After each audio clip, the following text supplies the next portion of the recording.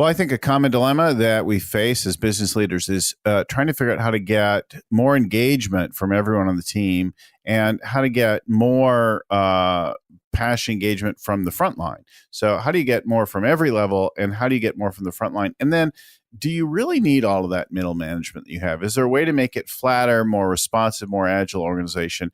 That's what today's show is all about. How do we accomplish an outrageous level of empowerment and use some of the tools that we're already using in the world of scaling up? Listen in.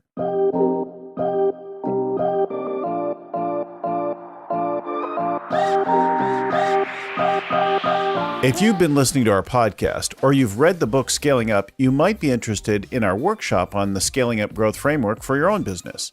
We've got a workshop coming up soon to San Francisco, and we have a few $100 discounts for our podcast listeners while supplies last. Just go to scalingcoach.com and find our next workshop right under Scaling Up Programs in the top menu. And then enter SUP for Scaling Up Podcast during the checkout. We'll see you there. Hello and welcome again to the Scaling Up Business Podcast. I'm your host and Scaling Up coach, Bill Gallagher. On the show with me today is an entrepreneur turned thought leader.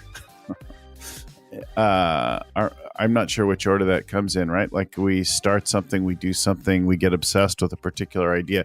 But anyway, on this show is a guy named Ron Lovett, who's got a book. So he grew in a business. He sold it for a pretty awesome multiple in the security business. And he got pretty passionate about eliminating or reducing the need for middle management, empowering people. And that's what our show is all about today. Ron is from the East Coast of Canada, but he's today on vacation still in Florida. And he's also a member of the Entrepreneurs Organization.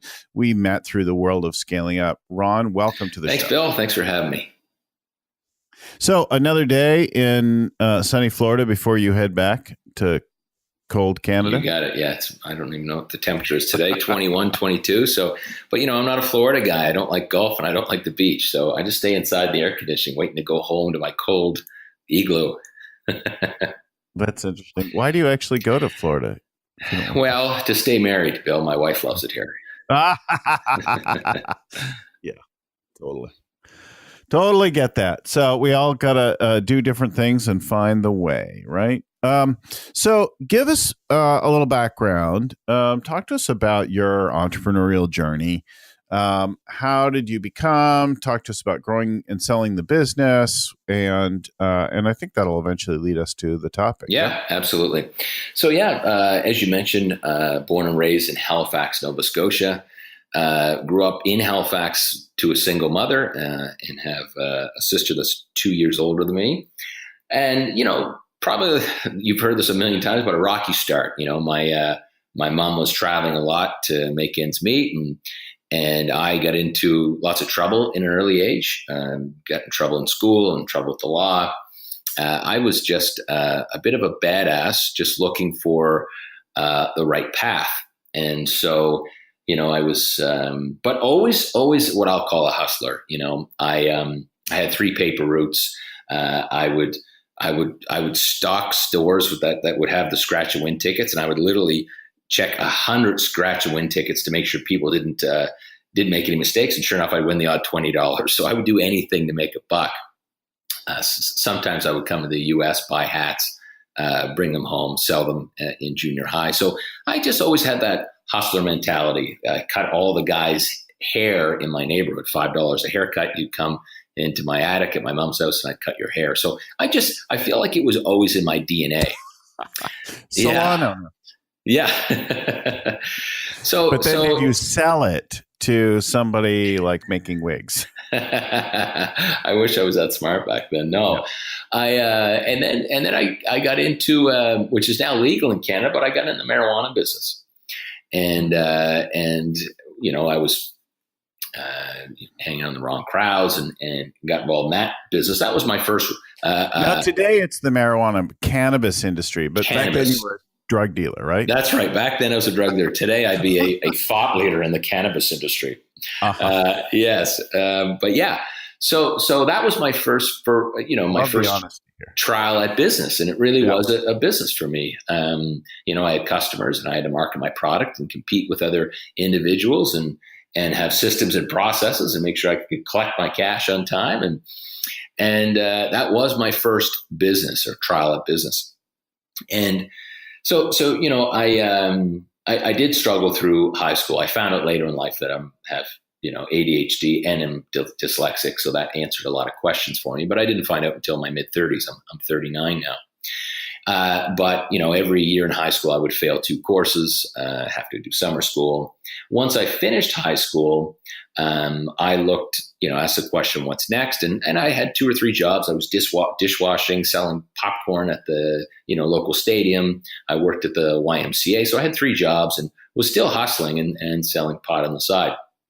And then I decided to travel. So, back then my sister was backpacking. She put a backpack on and went to Europe. And I thought, how the hell could you just put a backpack on and go to a country and you don't know anybody and speak the language? And that stuck with me so much that I essentially had to go do the same thing. So I did my first backpack trip a year after I met my father. I met my real father. So when I was born, my name was not Ron Lovett. It was Ron Francis Poe III, named after Ron Poe, my father, who, funny enough, is from Florida. And he's named after his father, Ronald Francis Poe I. And so I met my father in Florida for the first time because my parents had separated when I was about 3 months old. Yeah. And so I met him in Florida, in Orlando, actually. And spent a month. Poe? He was Poe, Ron Poe. My mom remarried a gentleman by the name of Lovett. So my actual family name is Connolly is my mom's maiden name, Irish. And so anyway, met him, didn't have a great experience with the guy, so I didn't necessarily keep in touch. And then started to backpack, and I did my first trip in South Africa and then went to Australia and then just kept backpacking. I did try university, took a course and a half, and I just really didn't enjoy it. And continued backpacking and then came back, long story short, but in 2002, I came back from a 3-month trip in Colombia and I was training Brazilian Jiu-Jitsu at the time under the Gracies, under Renzo and Royce Gracie. I would go to New York and train in Renzo Gracie's studio. And I thought, I'm going to be a bodyguard. That's what I'll do. And I want to get out of the pot business at the time. I was looking online and sure enough, you don't know what you don't know, but in Halifax, Nova Scotia, there's not a great career to be a bodyguard. But at the time I had a good name running nightclubs. I was running 4 or 5 bars, just, essentially I was hired as a guy who could take care of myself and keep my friends out, which were a benefit to the bar owners. And so I decided to start a company called Source Security in 2002, doing nightclub security in Halifax. So that was my real first legal business that I started. And so, we started doing bars and then, I blinked my eyes and within 2 or 3 years, we had 18 bars in Nova Scotia and Prince Edward Island, started to expand into the event concert business. And within 4 years, we had 350 staff do an 85,000 person concert at the Rolling Stones, outdoor concert. So we just grew, we exploded and we're doing projects that we had no business doing. Essentially, I was able to talk my way into some interesting contracts. And then we started to get into the bodyguard work. My first gig was with Ringo Starr for a month at the Casino Rama in Ontario, where I worked with him on the Ringo Starr tour. And then, so things started to go from there. And then we did get into the kind of regular private security guarding contracts, the uniform guard service at malls, construction sites. And I don't know how much you know about the security business, but it's a really tired industry. There's really been zero innovation in there. And so, I had met a Gazelle's coach actually in a guy named Andy Biting, who you may know.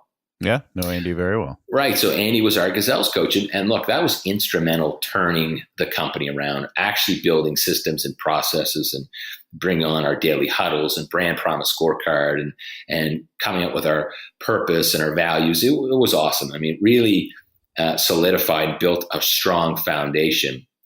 And once our culture was right, it just turns out that wasn't enough for us. We just still weren't getting ahead. And we had to really throw some Hail Marys and be very unorthodox. And I'll talk more about that later, how we kind of turn the company around.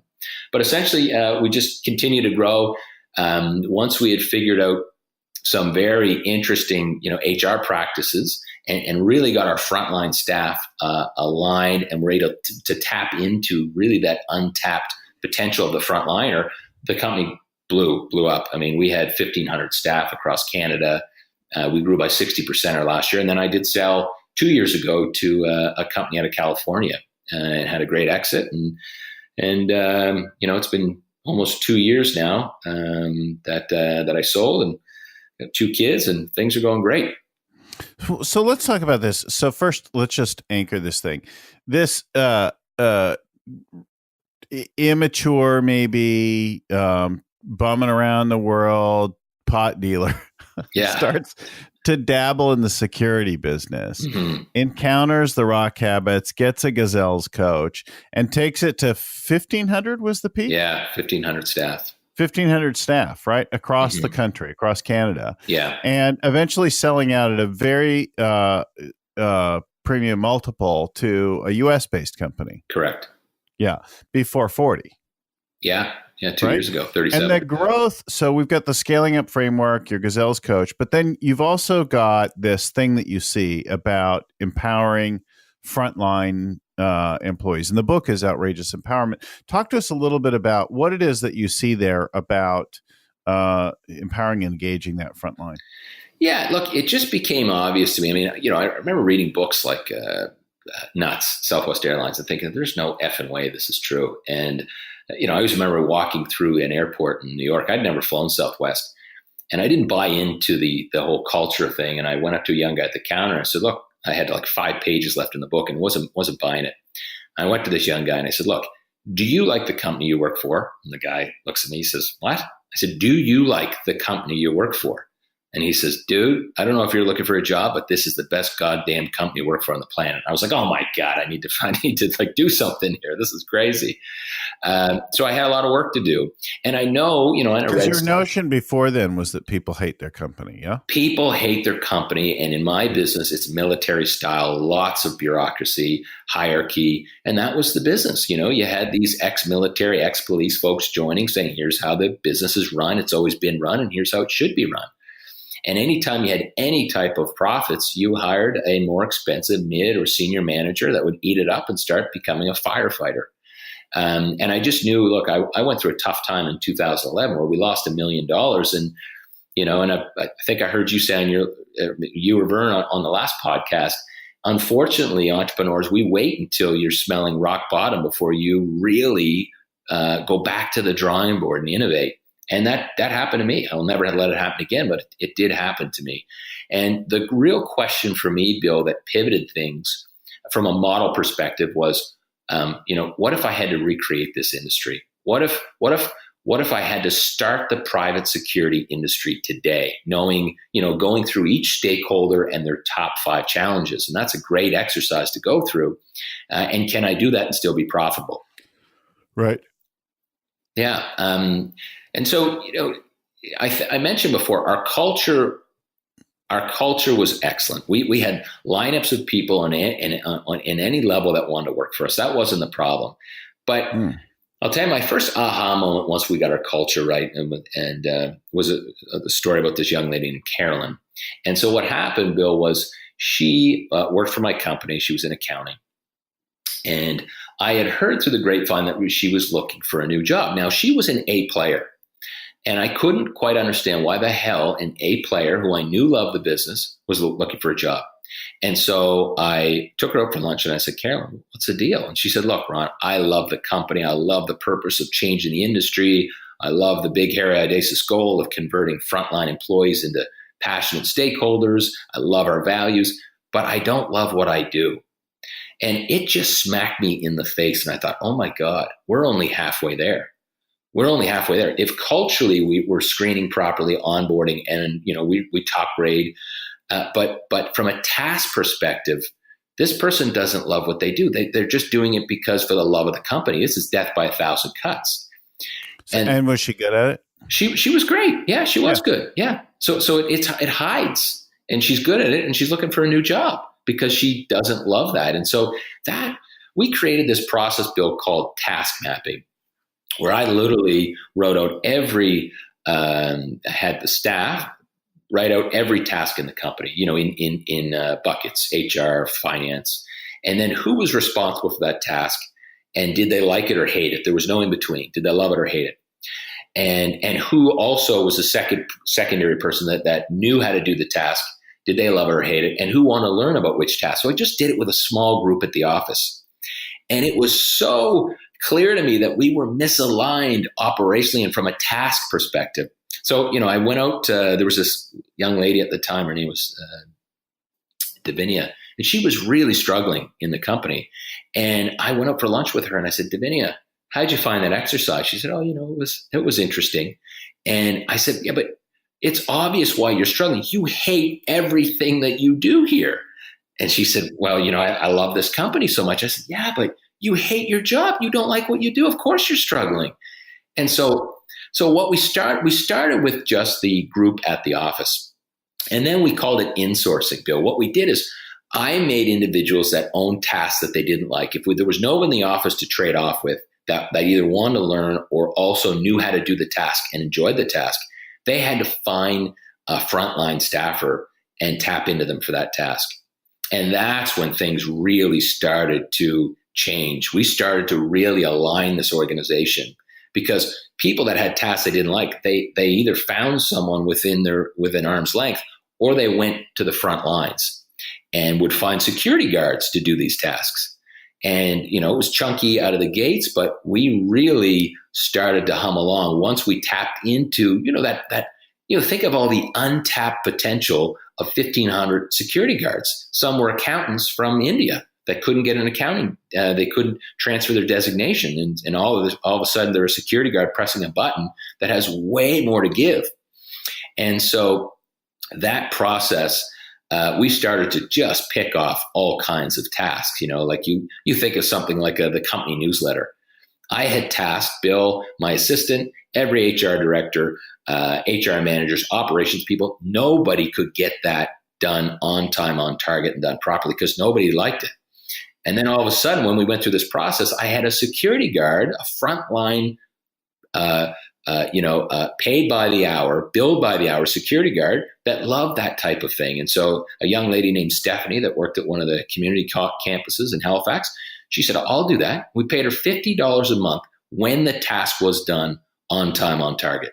So we measured how it went out, and we started to push down tasks. We had probably, 60 plus guards focused on single tasks, from,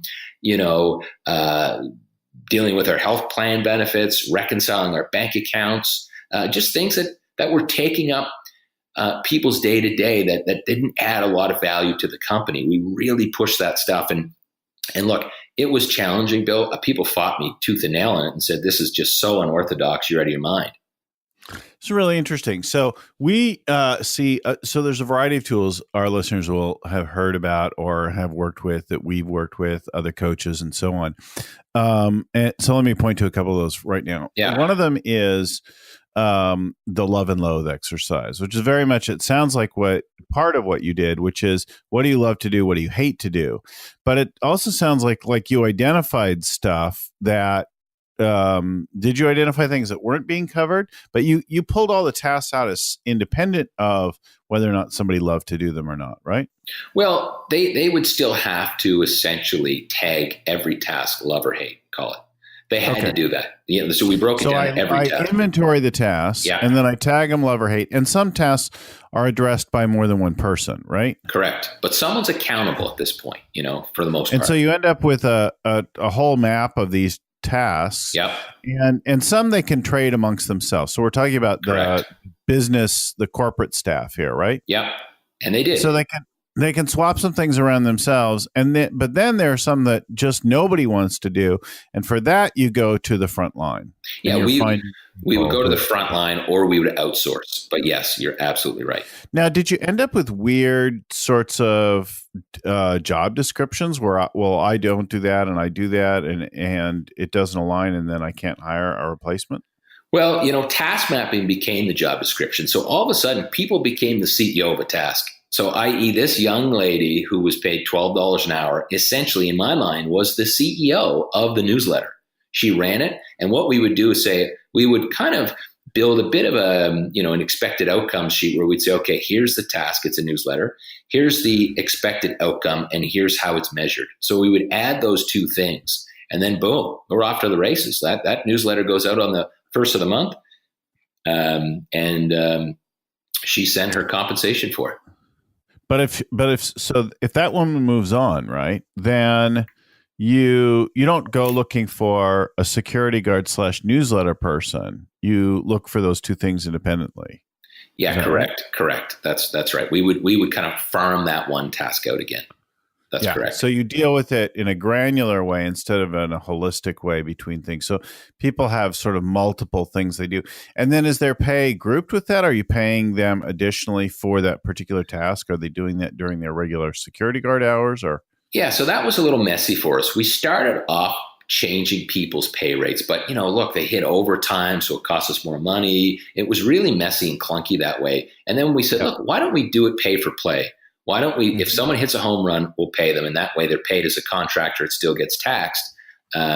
So they're paid on their paycheck, I should say, but in contractor style. The job's done, it's finished. Here's your funds. But so you give task-based pay for correct, 100% task-based pay. That's right. Book was the month of April was reconciled. Things bounced. Boom. There's your $150. But back to your point, though. Look, let's just say that we had somebody leave the organization who was an accountant or HR staff. Right. We would absolutely be able to go to market through task mapping and know exactly what we were looking for. So it made things crystal clear.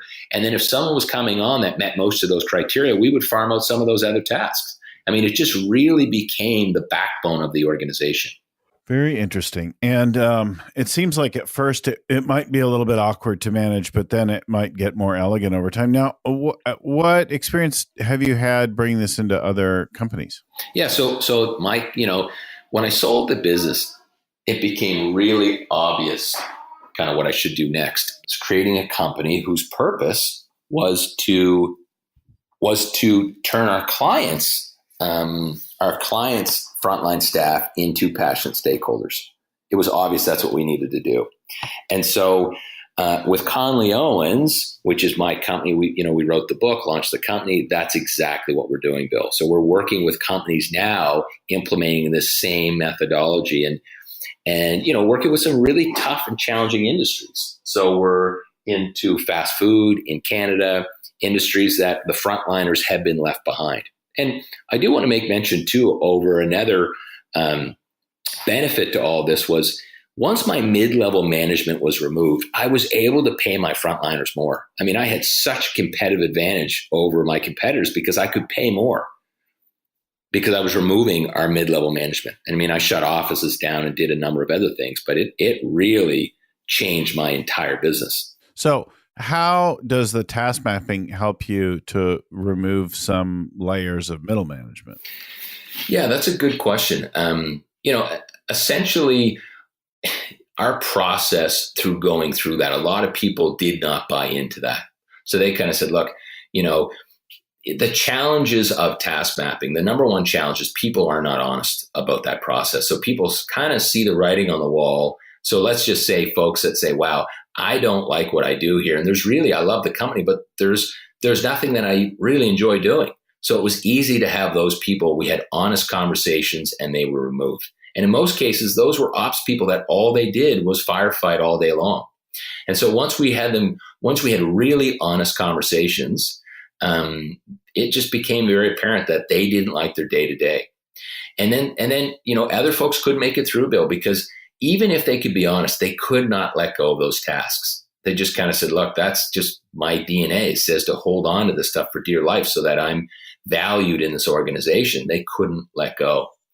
And the other thing that I think it pointed out and allowed us to continue to remove mid-level management is with each task, we kind of do the three key things. Say we farmed it out or insource it to a guard, we would, and they would fail. And look, sometimes that did happen. And we would kind of say, okay, do we have the tools? Did we give them the proper tools Do we have a system or process to follow or checklist? And did we coach them on it? So it allowed us to really clean up everything in the company. And once we had systems and processes and tools to support everything and coach people on it, we just didn't need the mid-level management. We just started cleaning them out. So we removed 14, operations managers that were comp between 40 and 65,000. That was a huge, and that was a big bottleneck for our company. These people just were firefighters 24/7. Mm-hmm, mm-hmm. So folks get empowered at the base level. People get aligned to things that they really love to do. They let go of things that they maybe shouldn't be doing. And the business starts to shift, right? Oh, yeah. Big shift. Yeah. So if that's the work you're doing with Connolly Owens now, how's that going with other companies? Yeah, really well. I mean, obviously, there's a change of the guard. So we have the challenge that we've been faced with is, we'll go into a restaurant that has a front of house and back of house supervisors that are well capable of the job, and a manager that really is just getting in the staff's way, putting out fires. But it's been that way for 5, 10, 15 years. And so the writing's on the wall a lot of times. We can't convert those folks to coaches. They don't want to let go. They don't enjoy change. And so the owners are removing that layer and essentially empowering the front lines through task mapping. We go right into the entire organization and they're able to do the same things, pay a little more, redeploy some of that budget, engage people into the company's purpose now, into the company's value system, engage them in different tasks that are more well suited to their skills. And as you can imagine, that really reduces turnover. Yeah, the other thing I hear in the background, let me just make sure I hear this correctly, because I think it's something that I talk to senior managers a lot as we are scaling up the business. We're looking at scaling their leadership style, their approach to leading others. And if they're a person who puts out fires a lot, then what I always say is that they're relating to the team as incapable, and they're keeping the team from developing themselves. If they shift to become from a firefighter to being a coach, where they are using, in particular, the values to say, okay, well, how do you think you should handle this situation, and what ideas do you have, and which of our values is relevant here? And they are resisting the urge to just jump in there and solve the problem for people. They end up developing a stronger team, stronger, more capable people who don't need a written policy or procedure for every single thing, right? Look, that's exactly what happened with us. So you're bang on from my experience. Yeah. And so the book is really that story. The book is the story of that entire journey, from falling on my face. And when I wrote the book, I didn't want it to be a talk at you business book. I wanted to be in the spirit of Shoe Dog and Southwest and One Hell of a Ride, Craig Dobbin, who you may not have heard of, from Newfoundland. And those books, I was just glued page to page. I thought, I need to do that. It's got to be a story. It's got to sound like someone sitting with me in the living room. Mm-hmm. Yeah, where you really develop it and expand it. So, and are you working just with Canadian companies now? Or are you working all over? So it's a newer company, but we are working with U.S. and Canadian companies. Nothing out of North America right now. So we're just putting a board together, a really strong advisory board, which is just coming together. And we've got some of the top HR people from the best companies on the planet. The ones that we all look up to from an HR perspective. We've got a rockin' advisory board coming together. So I'm really excited, and I think that's going to really help us in our growth and in North America. Right. Well, we see this in a number of companies now that are beginning to do this, where they're beginning to pull out the hierarchical nature and push down the empowerment. We hear it in Stanley McChrystal's book, Team of Teams, where he talks about using a daily huddle and rules of engagement to remove the whole review and approval process on special ops, so that the tempo of special ops could start to keep up with the global threat that they were dealing with. We hear it in we see it in companies like Buurtzorg where they're deploying community-based nursing things, but they're not having layers and layers of managers organizing these people. They have self-organizing teams who take care of stuff and support each other. And we see it with some of our clients where they're beginning to think about having specialists who support folks and answer questions and that kind of thing. And they're referring to each other rather than just having bosses who resolve every issue for someone. They're doing it across groups and cross functions, right? Yeah, totally. That old thing, if you whisper around a circle and you've got 6 people in a circle and that story never comes out the same. Well, imagine that with your company's goals and purpose of why you exist and all the key elements of your business. I mean, it's a disaster. And I think that it's a huge opportunity for companies to realign, get rid of bottlenecks and gain margin. Yeah. So the beginning of it is the expansion really of the love and loathe exercise you may have heard of before. Right. Having each of your people say everything that you do, and then whether it falls in the love or loathe, a hard and fast decision as to which column it falls into, and then starting to look for either swapping those amongst each other or giving them out to other parts of the organization or even outsourcing them, and focusing on and having people only do what they're really passionate about and skilled at, right? Yeah, absolutely. And I think it's more challenging for startup businesses. I mean, if you're well capitalized, then I would suggest outsourcing those tasks. But, it's very tough at a startup phase. But mature companies that have untapped resources of human capital, it is a beautiful process, and you can really tap into the front lines and get them involved in a much larger activity than their day-to-day button pushing or ringing in an order or whatever that is. Mm-hmm. Well, even as you probably start to get over 20 employees, you're seeing opportunities to give things to people who you didn't think of, who would be interested, who'd like to grow and contribute something outside of the norm there. And you've got people who are doing things that they really, really hate doing that they maybe should not be doing. And sometimes, as you point out, there are people, and there's really nothing that they love doing. That's it. They hang on to it for dear life to keep a job, right? So that is... Right. I wrote a LinkedIn article a little while back saying that cultural alignment is only half the battle. And that really hit home for me, that if you don't have if you get cultural and task alignment, you are on fire.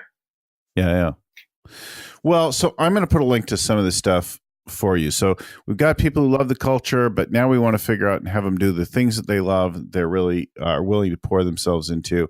Ron Lovett is the guest. The book is Outrageous Empowerment. You can begin to read about that and begin to explore that with your team.